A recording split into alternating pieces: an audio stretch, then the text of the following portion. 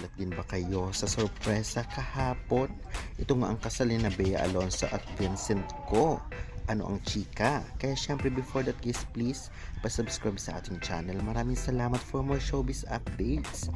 Nabigla ang buong bansa nang lumabas ang balita ukol sa naganap na intimate civil wedding nito ngang sina Bea at Vincent Ko, anak ng may-ari ng Pure Gold. Grabe naman. Naginanap nito nga karaang Lunes, Hulyo 13 sa Makati City.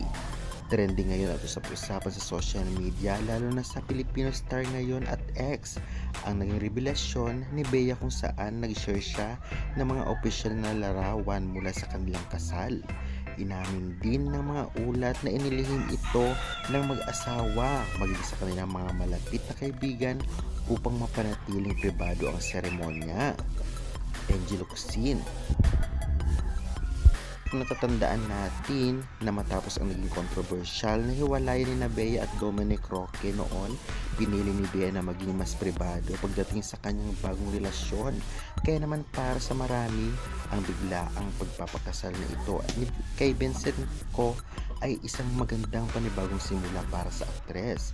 Bagamat may mga nagulat, bumuhos naman ang pagbati mula sa netizen at kapwa niya artista at natuwa para sa kanyang bagong yugto. Ganun pa man may bash pa rin natatanggap si Bea dahil sa pagkahiwalay nila nito ngang si Dominic dahil daw sa kahirapan. Well, ano sa tingin nyo guys? Pa-comment ka dyan sa baba and pa-subscribe. Thank you.